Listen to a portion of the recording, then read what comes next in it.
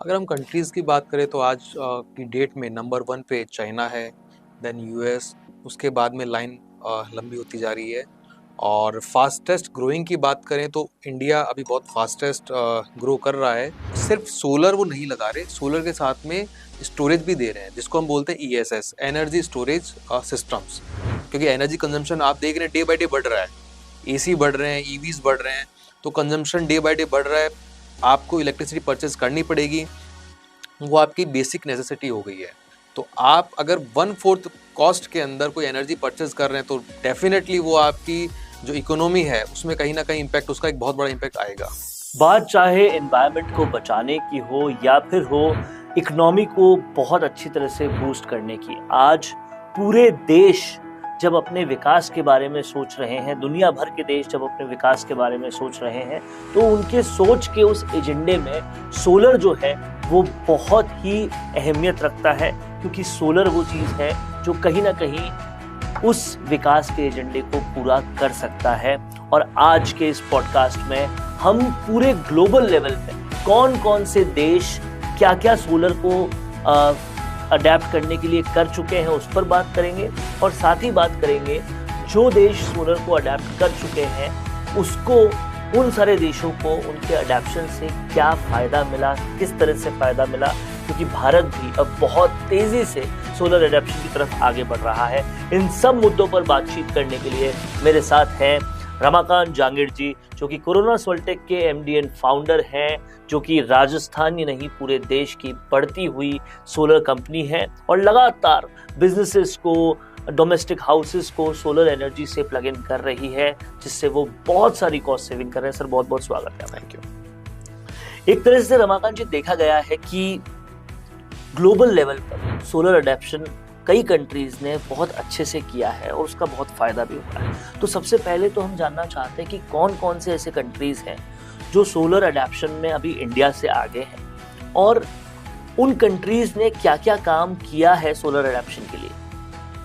अगर हम कंट्रीज़ की बात करें तो आज की डेट में नंबर 1 पे चाइना है, देन यूएस, उसके बाद में लाइन लंबी होती जा रही है।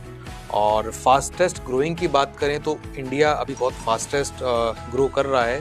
कि 2015 में कितना गीगावाट था और आज कितना गीगावाट हो गया, वो नेक्स्ट लेवल है। तो हो सकता है आने वाले 10 से 15 साल में इंडिया भी इसमें टॉप 3 के अंदर 100% आ जाएगा। बट चाइना और यूएस फिलहाल इसको लीड कर रहे हैं। चाइना और यूएस फिलहाल लीड कर रहे हैं। अगर हम सेग्रीगेट करें डेवलप्ड कंट्रीज और डेवलपिंग कंट्रीज को, तो डेवलप्ड कंट्रीज किस तरह से अलग काम कर रहे हैं सोलर में, जो अभी तक डेवलपिंग कंट्रीज नहीं कर रहे। तो बेसिकली डेवलप्ड कंट्रीज में क्या है कि सिर्फ सोलर वो नहीं लगा रहे, सोलर के साथ में स्टोरेज भी दे रहे हैं, जिसको हम बोलते हैं ईएसएस, एनर्जी स्टोरेज सिस्टम्स। तो सोलर के साथ में वो एनर्जी स्टोरेज कर रहे हैं और खुद का जो कंजम्पशन है डे नाइट का 24/7, जिसको हम बोलते हैं राउंड द क्लॉक आरटीसी, वो उसी से कंज्यूम कर रहे हैं। तो ये फ़र्क है आपका डेवलप्ड में। और डेवलपिंग कंट्रीज है फिलहाल वो ग्रिड पे रिलाई करती है, वो ग्रिड के बिना बैटरी स्टोरेज पे नहीं जा रही, क्योंकि बैटरी कॉस्ट अभी ज़्यादा है। तो वो सिर्फ और सिर्फ ऑन ग्रिड सिस्टम जो है वो वही लगवा रहे हैं, जिससे उनका बिजली बिल कम हो जाए। बिल्कुल। तो ये एक बड़ा अंतर है दोनों चीज़ों में। और कहीं ना कहीं स्टोरेज को लेकर जब हम लोगों से बात करते हैं तो उनका भी ये कहना होता है कि अगर ये स्टोरेज के कॉस्ट इफेक्टिव माध्यम हो तो सोलर और भी तेज़ी से आगे बढ़ेगा। इसके अलावा अगर हम प्रोजेक्ट स्पेसिफिक बात करें तो वर्ल्ड में ऐसे क्या एग्जाम्पल्स हैं प्रोजेक्ट स्पेसिफिक जिससे बहुत ज़बरदस्त प्रॉफिट देखा गया हो या बहुत अच्छा चेंज देखा गया हो। अगर हम प्रोजेक्ट स्पेसिफिक की बात करें तो कुछ टाइम पहले जो हमारे जोधपुर जैसलमेर में भाडला सोलर पार्क है, वो वर्ल्ड में सबसे बड़ा हुआ करता था।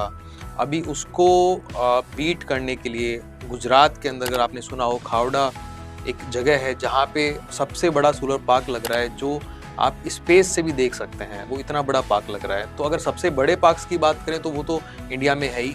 उसके अलावा चाइना और अदर कंट्रीज़ में भी हैं बड़े बड़े पार्क, लेकिन वो इनको बीट नहीं कर सकते क्योंकि इनकी जो कैपेसिटी वो बहुत ज़्यादा है।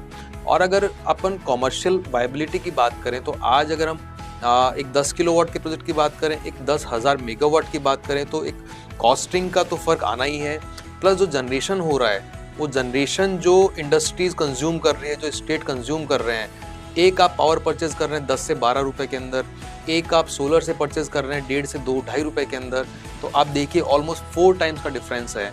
तो आप जो गवर्नमेंट पैसा खर्च कर रही है एनर्जी परचेज करने के अंदर, क्योंकि एनर्जी कंजम्पशन आप देख रहे हैं डे बाई डे बढ़ रहा है, एसी बढ़ रहे हैं, ईवीज बढ़ रहे हैं, तो कंजम्पशन डे बाई डे बढ़ रहा है, आपको इलेक्ट्रिसिटी परचेज करनी पड़ेगी, वो आपकी बेसिक नेसेसिटी हो गई है। तो आप अगर 1/4 कॉस्ट के अंदर कोई एनर्जी परचेज कर रहे हैं तो डेफिनेटली वो आपकी जो इकोनॉमी है उसमें कहीं ना कहीं इम्पैक्ट, उसका एक बहुत बड़ा इम्पैक्ट आएगा।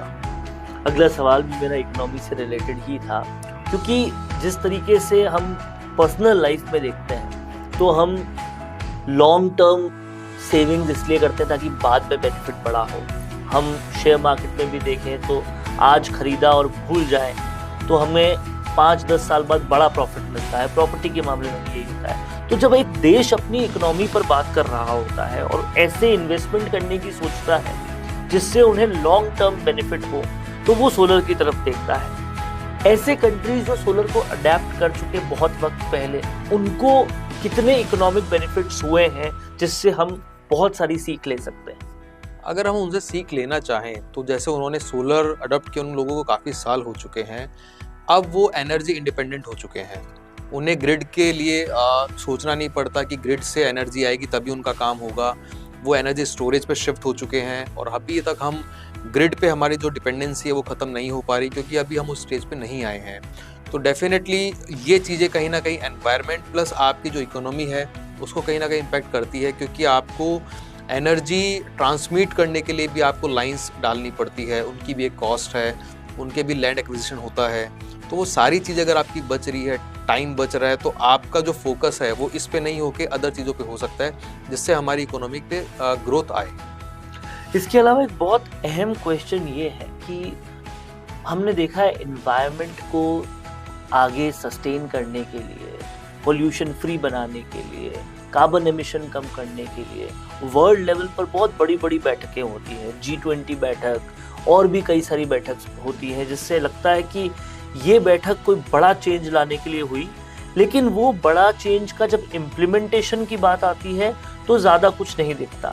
ऐसे में वो देश जो सोलर को लगा चुके, उनकी क्या रेपुटेशन रहती है जब वो ऐसे मीटिंग्स में जाते हैं? क्या वो ये दिखा पाते हैं कि हमने एक ऑलरेडी बड़ा काम कर दिया है, आप तो सिर्फ बात कर रहे हैं? अगर हम इस कड़ी में बात करें तो Ireland is the only country जो 100% रिन्यूएबल एनर्जी सोर्स पे शिफ्ट हो चुका है। तो अगर आप देखें हैप्पीनेस इंडेक्स के अंदर आयरलैंड का एक अच्छा नाम है, टॉप में आता है। अगर हम उनकी इनकम पे बात करें तो मेरे हिसाब से उसमें वो कहीं ना कहीं टॉप पे आता है। तो डेफिनेटली ये चीज़ें जो चेंजेस हो रही है, जिन्होंने अडॉप्ट कर लिया, वो बेसिकली कहीं ना कहीं उनके लाइफस्टाइल जो है, उनके डेली रूटीन्स जो है, वो उसमें कहीं ना कहीं अदर कंट्रीज से बहुत आगे है।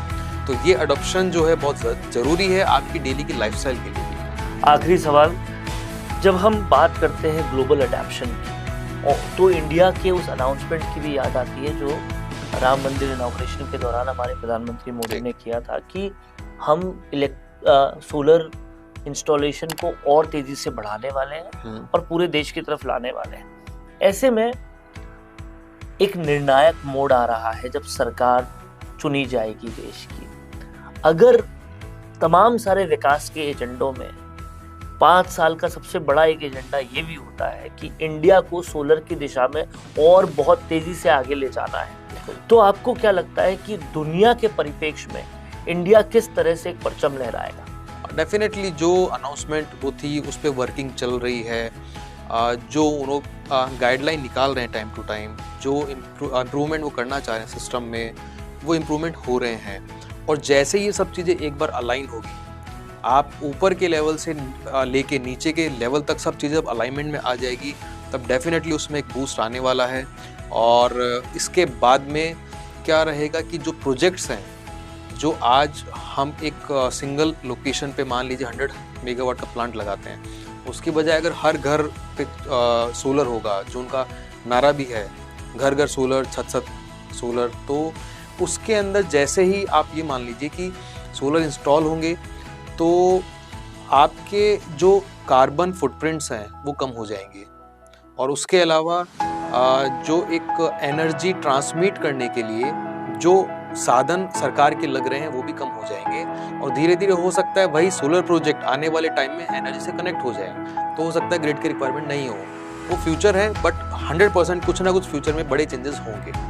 तो कहीं ना कहीं इस पूरे पॉडकास्ट से हमने ये समझा और जाना कि ग्लोबल लेवल पर कौन कौन से कंट्रीज बहुत अच्छा कर चुके हैं सोलर में, और जो कर चुके हैं वो अपनी हैप्पीनेस इंडेक्स के साथ साथ किस तरह से इकोनॉमिकली भी बहुत अच्छा कर रहे हैं, और इंडिया अब किस लेवल पे आगे बढ़ रहा है, और अगर सोलर में बहुत ज़्यादा आगे बढ़ जाते हैं तो किस तरह से इंडिया के लिए बेहतरीन भविष्य इंतज़ार कर रहा है। ऐसे ही और पॉडकास्ट और बहुत ही इंफॉर्मेशनल वीडियोस हम आपके लिए लगातार लाते हैं कोरोना सोल्टेक पर।